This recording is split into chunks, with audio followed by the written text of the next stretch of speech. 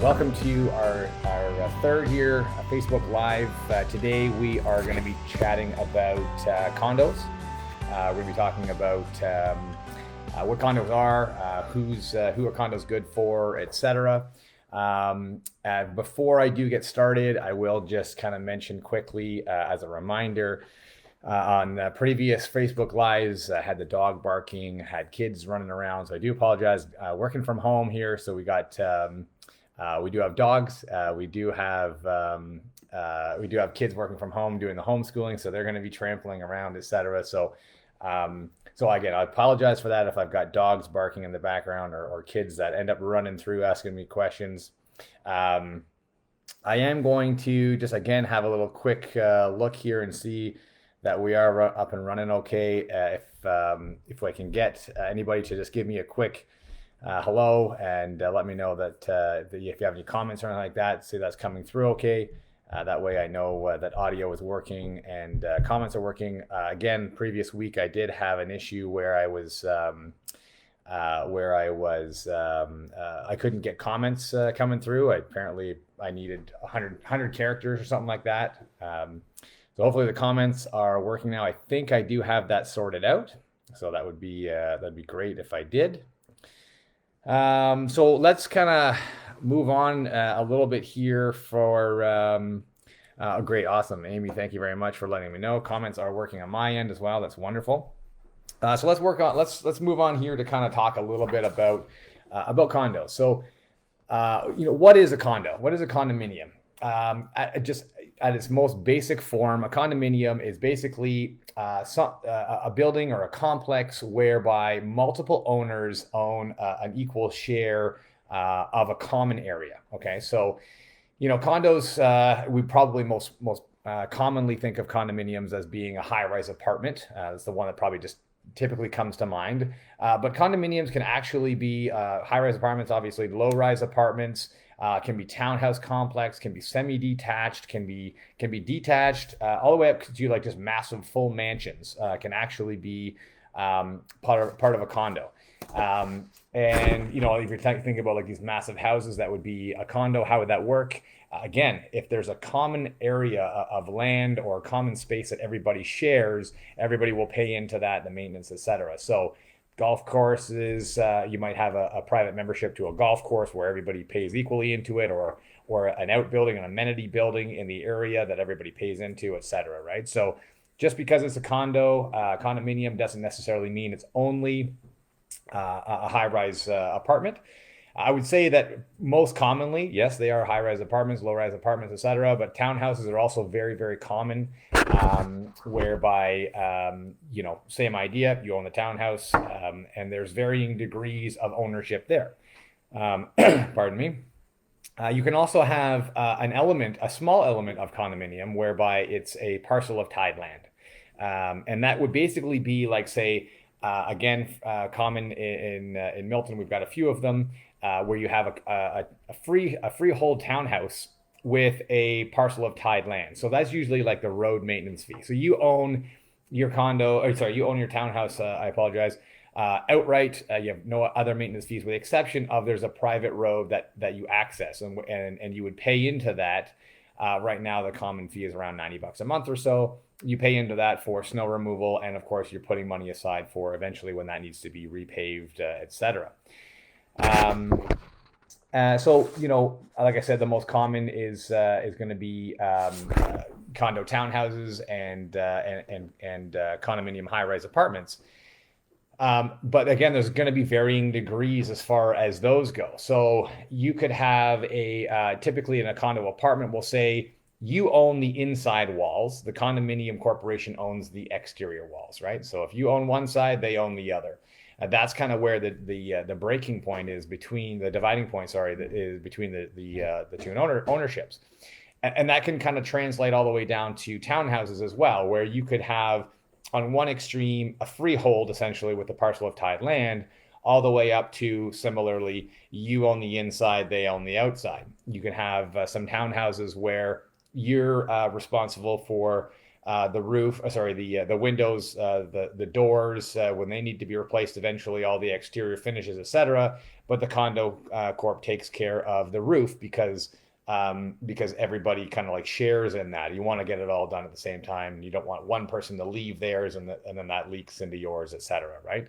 So you can have degrees of ownership and degrees of responsibilities as far as the condominium ownership is and your ownership is, etc. So when you come to buying a condo, one of the things that people are going to first look at, I suppose, is going to be the condo fees, right? It's an extra fee on top of your mortgage that you already have to do and your property taxes and your insurance, etc. So, one of the things that you want to be looking at is, are the condo fees fair for comparable properties? And so that takes a degree of research, of course, and of course, we can help you with that. But really, you want to be looking to find out, are the condo fees excessively high? If so, why? And I'll touch on that in a second. Or are they really low? In which you might think, hey, that's great. I want to get into a condo that has a low condo fee. But keep in mind that it can actually be a big red flag for you for problems down the road, and I'll talk about that again in a second as well. So you really want to be looking for condo fees that are fair, okay? And if I'll get into the averages for a second, but one of the things that you want to be asking yourself is, what am I getting for my condo fees, right? So you want to be looking at the age of the building. You want to be looking at is there amenities in there included in the condo that you may or may not use?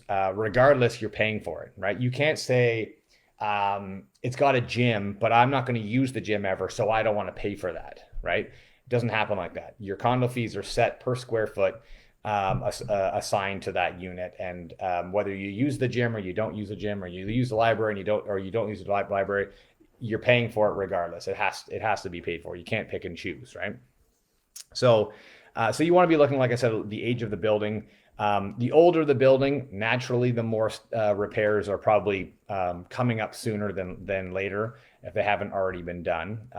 If it's a young building, everything should be fresh and everything like that. But at the same time, keep in mind that a lot of building issues will kind of rear their heads generally within the first 5 years or so, right? So, if it's a brand new building, you might be saying, okay, well, where are we with build quality, and are we going to be having some issues coming down the road?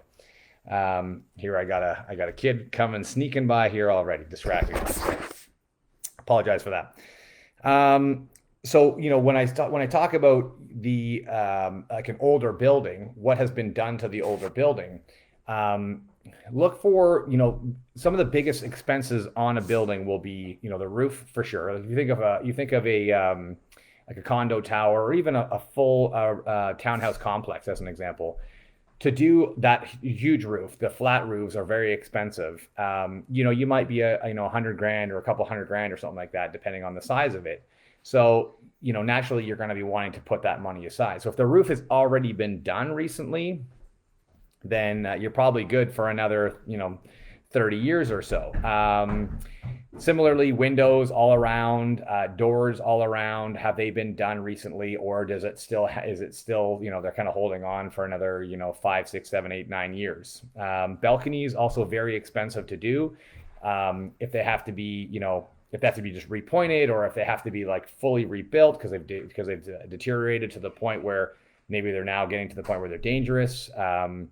Again, very costly things that you want to take into consideration. Underground parking, same thing. If underground parking needs to be done, keep in mind that, again, if we're talking about a high rise, but even still a townhouse complex, if you need to make sure that you're shoring up all of the weight of the entire building above you, naturally you can probably appreciate that it's not just a matter of just throwing a little bit of concrete here and there, that it's a real process. So those are very, very, very expensive things that need to be done. And then other things that you can just have, like if there's other amenities like outdoor pools or well, pools in general, outdoor, indoor pools are also very expensive to redo. So when you're considering what has been done on the condo corporation's to-do list, what improvements have been done, what repairs have been done, etc. If nothing's been done, just keep in mind that all of this stuff still needs to be done, and you're going to want to be taking a really close look at it. If everything's been done or much of it has been done, and you can see that the condo corp is getting things done, and that things are let's say windows are happening next year as an example, or you can see it's progressing, and by the time you get to my floor or my building, it'll be next year. So that at least it's coming, and it's not something you necessarily have to worry about too much. What else here? So like I was saying, I touched on it a bit ago, like you don't want to be looking for the cheapest condo fees. And if you're looking for the cheapest condo fees, there's going to be there's financial realities in play here, that if the condo corporation isn't collecting enough fees to put into the reserve fund, then when time comes to replace those expensive items like the roof, the parking, underground parking, or even just surface parking, like asphalting an entire parking lot is very, very expensive. Balconies, pools, etc. If they're not putting enough money aside to take care of that, then when time comes, that's gonna bite you into a special assessment, and I can again, I'll talk about that in a second. So when you're looking at what are condo fees, what would be pretty typical, right? So obviously you want to be kind of in that window. You're like, okay, well, I don't know if a condo fee is too low or too high. So on average here in Milton right now, we're looking at around 38 to 40 cents, 42 cents a square foot, right? So when you're looking at how big is the unit, if it's a 500 square foot unit, or if it's a 1,000 square foot unit, or it's a 1,500 square foot unit, you're just going to multiply 38 cents, 40 cents, 42 cents by that, and you're going to get a pretty good window. If it falls like down into like the 32 cents, there's probably a pretty good chance that that they're not putting enough money aside, with the exception of the Green Life buildings, and I'll talk about that in a second. On the high side, you're going to be looking at around 65 to 70 cents a square foot. And actually, I digress. I apologize. The other thing is, what are you getting for your condo fees? What's included in your condo fees, right? So, we have a couple of buildings here on Millside that are all inclusive. So they include your heat, your hydro, your water, building insurance, maintenance. They have a pool, underground parking, cable. The only bill that you would have outside of that, because internet wasn't around when the building was built, was internet, right? So all of your expenses are all included in one condo fee. So in those cases, you're going to be on the higher side. You're going to be around the 65 to 70 cents a square foot. For your average condo fee, like I was talking about a second ago, you're looking at, basically just building insurance sorry, I should have turned off my phone here so it wasn't dinging. Building insurance, maintenance, and kind of just general stuff, right? You're not going to have any utilities included. It'll include parking and a locker if it has it, etc. But that's really going to be it, right? So you're going to be looking at around that, that 38 to 42 cents a square foot plus all of your utilities. On the high side, you're going to be having all of your utilities included in your condo fees. And then on the low side, you're going to have the Green Life buildings. And the way that the Green Life buildings can do that is they subsidize your condo fees and the maintenance and all the extra costs involved that to run the condo corp by selling electricity back to the grid, right? And by in the newer buildings, they collect rainwater to water the grass, etc. Right? So for flushing toilets and whatnot, right? So they're reusing and capturing a lot of stuff that, instead of paying for extra water or paying for extra electricity and paying for all these extra fees, they can subsidize it by that. Now, the flip side to that, as you can probably imagine, for average condo fees, you're going to pay an average price.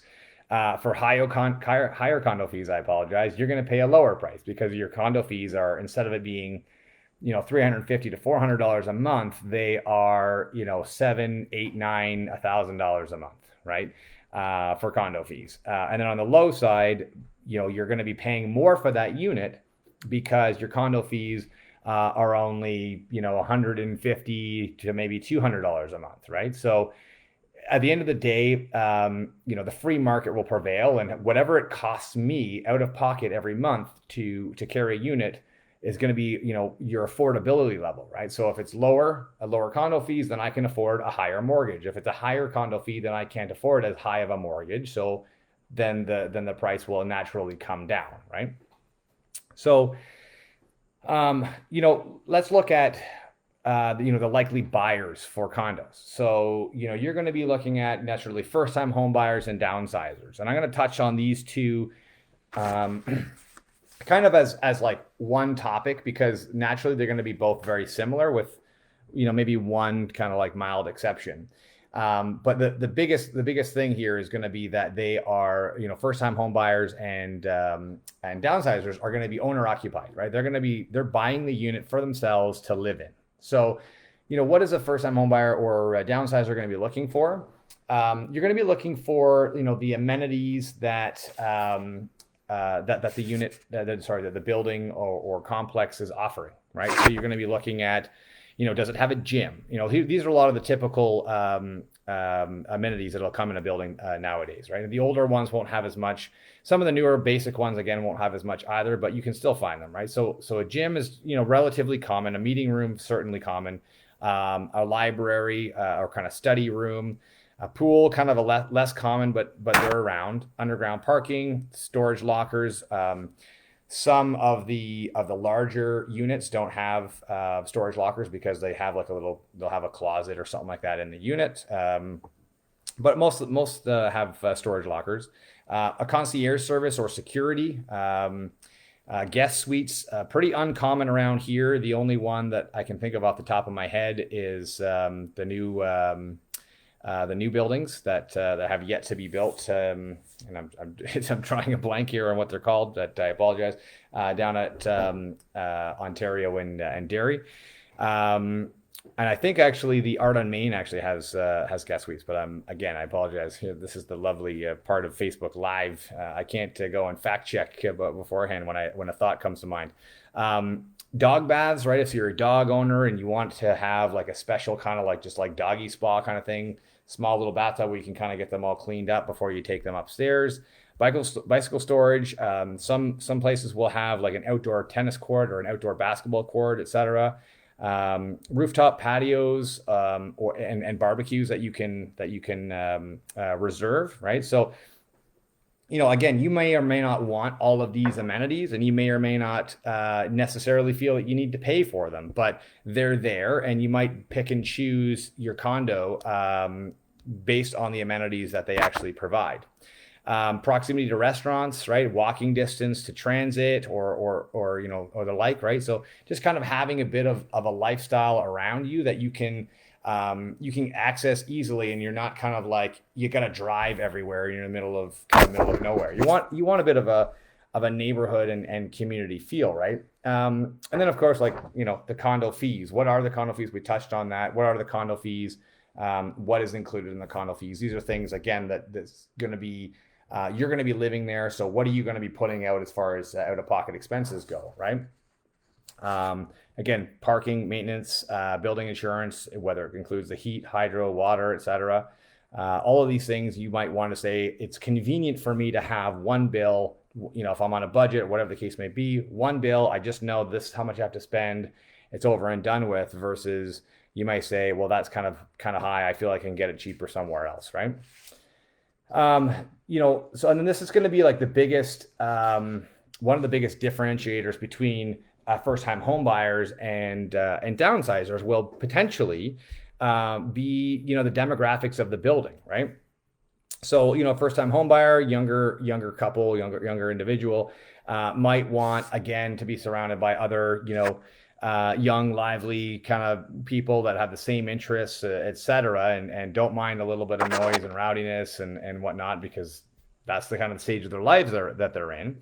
Whereas, downsize or someone that's a little bit older might want an older demographic around them as well, something similar to them, a much quieter building, might have some social activities in the building as well. Some of the older buildings in town, they'll have, they have the bingo, or they have cards, or they have like an ongoing weekly social event within the building so that all the occupants can hang out and get to know each other.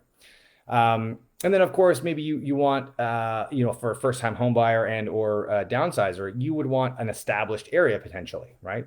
Where it's already built up. So it's not necessarily brand new, right? Things are around you, and or it's not a gentrifying area, meaning that it was kind of a rundown old area, and stuff is coming into the neighborhood, but you still have a good mix of rundown old, actually some extra crime, etc. But it's on the upside, right? Now, flipping that over, you say, okay, from an investment perspective, an investor might be looking at a condo, kind of through a different lens, so to speak, right? So they may be looking at, similarly the amenities, et cetera, that an owner occupied might be looking at, because they're going to be looking at it from what is my tenant base going to be interested in, right? What are my tenants likely going to be looking for? They might be looking for all the same kind of things, right? The building amenities and the proximity to stuff. But from an investor, you may say, okay, I'm going to put a dollar value. What's my return on investment for paying for these extra amenities that I'm not going to necessarily use? Do I need to pay for them up front? That's one of those, assessment kinds of things, right? But certainly you're going to want to be looking for, stuff that's close to transit. Are there more buildings, or is there up and coming things happening in the neighborhood that people want to be, are surrounded by and involved in? Keeping in mind that most renters right now are, for the most part, young millennials that are just kind of getting into the housing market, or new immigrants that are coming to the country. And haven't necessarily put down roots yet, or started looking for a full-time job, like a career, I would say, instead of a job. Or what neighborhood, what area of the GTA are they actually looking to settle into, right? A lot of people will rent for a while, statistically 3 to 5 years before they actually decide to buy a house. Similarly, walking distance and stuff, from an investor perspective, you're looking for your tenants, looking out for what they're interested in. Thank you, Joanna. Connect is the condo down at 25 and Derry. Thank you very much. You're right. Drew blank there. Thanks. And then, is the area improving? So like I said, the first-time home buyers and downsizers might be looking for an area that's established, not gentrifying. Whereas an investor might be saying, I'm okay with an area that is gentrifying because it means more upside, right? I can buy in a kind of a rougher area for a lower price, knowing that the area is going to improve. More people are going to be interested in the area as it gets better. There's going to be more demand, et cetera. And then I'll be able to sell for a higher price a little bit later on, right? Buy low, sell high from an investment perspective. And then, of course, every investor will have their own kind of financial stability and general awareness there. But does your rent, can your rent cover your mortgage, taxes, insurance, and condo fees, right? Are you going to have a monthly shortfall? Are you okay with that? Are you going to trade? And this is certainly the real estate climate that we're in right now. Finding cash flow right now is almost next to impossible. So are you okay with finding with taking a small shortfall or breaking even or only making $100 a month, right? Are you okay with that? Because you're looking for the upside, right? Everybody's situation is different. You might be tighter on money. You might be a new investor. Or you might be an established investor. Everyone's a little bit different. But condos, from an investment perspective, certainly offer something. There's certainly a draw there, given that there's far less maintenance as far as the investor is concerned versus, say, a detached single family home, right? Where something goes wrong, generally it's going to be the condo corp, not necessarily an interior unit problem per se, right? So moving along to like, when you're coming to the point where you want to, oh, sorry, I apologize. I skipped a point here. Um, Going back to the investment, is the purchaser is the purchase of the investment a long-term purchase, or is it a shorter term purchase? And when I'm thinking long term, I think of like there's lots of times when I've come across a property and I say like not right now because we're not in that stage of life, but I would love to live there when I was older, when the kids are all grown up and moved out. And I'm like, okay, I'm done with, whatever the busyness that we're doing. I'd love to move there, right? I would love to have that simplicity, right? If that's something like yourselves where you're like, I would like to retire there, or that would be my, that would be like, I don't know, I'll move out of the GTA for simplicity, but I'll have a place in the GTA for a place to go to as a kind of a weekend or a summer or a winter or whatever the case may be home. You may think, well, I'm going to buy that for the next for 20 or 30 years down the road. Versus someone that might be saying, I'm looking for, again, cash flow. I'm looking for a shorter term investment, a 3 to 5 year investment window whereby I am looking for a good return on an investment. I want it to grow, et cetera, right? So from an investment perspective, you may be looking at it from a different lens. And then, so God, I was going to say, so when you get to the point where you're buying a condo, again, this market is challenging, but the condo market is easing a little bit, which is kind of nice to see. At least some segment of the market is not going to be totally crazy forever. So you're going to be looking for an inspection of the unit and building, and inspectors can certainly look throughout the unit and look for any problems that you have within. But also, someone that is an inspector that is trained in the condo market can also look at the general building and or complex amenities and find out if are they seeing anything that might cause a problem down the road, right? And then you're going to want to be doing a status certificate, right? So you're going to request a status certificate, and you're not familiar with that. Basically just a big, long legal document. It's like a book almost sometimes. And in that, you're going to have a lot of the bylaws. You're going to have, well, sometimes they come with the bylaws. You're going to have a lot of basically the back end legal stuff. But specifically in there, you're going to have the reserve fund. You're going to know how much money is in the reserve fund. So it's the corporation savings account for when the roof, the underground parking, the balconies, the pool, when all that big ticket stuff or small ticket stuff needs to be done, and maintenance generally needs to happen. They've got money set aside in that reserve fund for when that happens. I'm gonna take a sip. All right. Pardon me. So you're going to be looking into that reserve fund to make sure that there is an adequate amount of money in there. If that reserve fund is falling short, you run the risk of when a big ticket item comes to needing repairs and or replacement, you run the risk of running into a special assessment. And so a special assessment is basically the condo corp has said, we don't have enough money to pay for this. Thereby, we need to go to all the condo owners, right? And basically send you guys a bill, right? So let's look at what that might look like. Let's just say you're in a complex that has 100 units in it, okay? And so everybody chips in on a monthly basis. You pay, I don't know, you pay $350 a month, and 100 of that goes towards just general maintenance, cutting the lawn and all that kind of stuff, and just stuff that needs to be done, cleaning crews, et cetera, needs to be done all the time. And then you get another, $150 a month that goes towards, goes into the reserve fund every month. Okay. So, and then all of a sudden you find out there's a problem with the roof, and it was ahead of time. It wasn't expected, or the reserve fund wasn't being adequately funded. And it's $1 million to do the roof.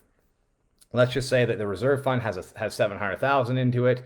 And most condo corps, the management company or whatever is not going to fully deplete the reserve fund, because then if they did, then all of a sudden, next year or 6 months later, when you haven't had time to replenish the reserve fund, there's another problem. Now you got to go do another special assessment. So let's just say they leave 200 grand in the reserve fund for other incidentals that are bound to come up. So they say, we're going to take 500,000 out of the reserve fund. that means that we're going to go to 500,000 for all the unit holders, right? So there's 100 of them, 500,000 divided by 100. They're going to come send you a letter, and they're going to say, we're doing a special assessment where everybody has to cough up an extra $5,000 right now, right? And to pay for the roof. And you don't have a choice. That's attached to your unit. If you don't pay it, it's considered a default, etc. So what happens in those situations is sometimes people will have to put their units up for sale if they can't afford it. Either pay it up, go get a loan, etc. Sometimes condo corporations can go and get a loan, a corporate loan, and then again you got to bump up your condo fees in order to be able to pay for that. But that'll be in the special assessment. That will be in the status certificate. Right. So that'll tell a story, right? Is what I'm trying to get at, right? It'll tell a story as to what's happening. Meeting minutes, any problems that the condo board has come up against or has seen, any issues that might be rearing their heads, any discussions, any problems, etc. So the status certificate will tell a story as to what has happened and what is currently happening and or could potentially happen in the near future. So you certainly want to be able to have get a peek at the status certificate when you're buying the property. What else was I going to say? So I said that, blah, blah, blah. Okay, so let's flip over to the management because I touched on that. When you're buying a condo, you also want to be looking at who's managing the property, right?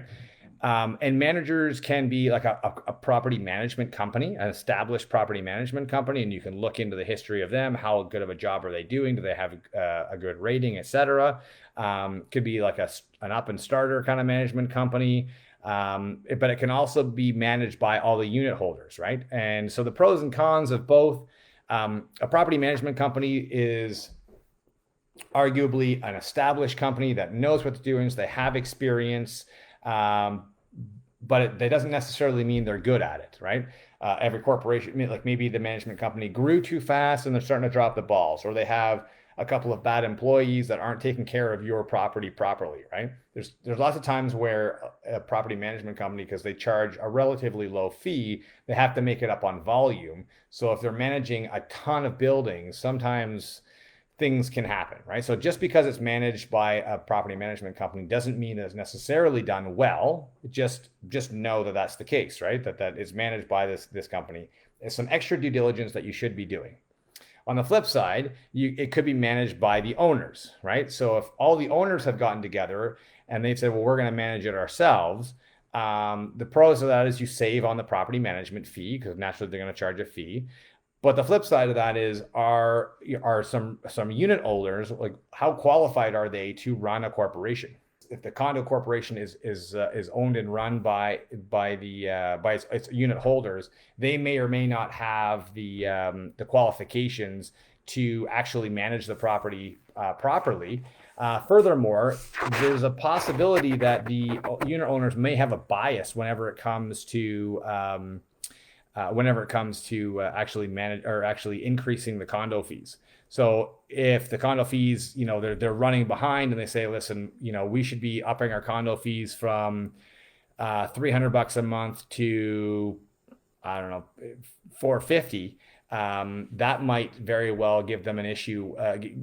Think, well, I don't necessarily, that's not in my budget right now. I don't want to do that. Let's just push it off and we'll deal with it later, which just creates another problem later on and runs the risk of you getting into a special assessment. There's condo bylaws. Something else just to be aware of, that condos can have their own bylaws on top of them, right? So they can have rules basically in place that say, no dogs at all or no pets at all, or there's a restriction on the pets, no barbecues on the balcony. They can even have age restrictions, right? You could have, say, like a 50 plus building where if you're under the age of 50, you're not allowed to live there, and or you can't have kids living with you or something like that, right?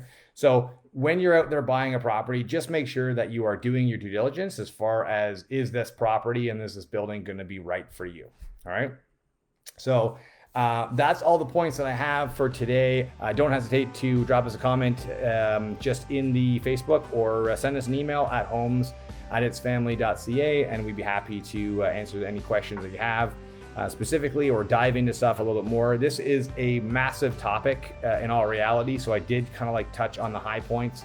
We could have really gotten into a lot of stuff, but it probably would have gotten into like a multi-hour and gotten really confusing and all that kind of stuff. So again, appreciate it. Thanks so much for watching, and we'll see you soon.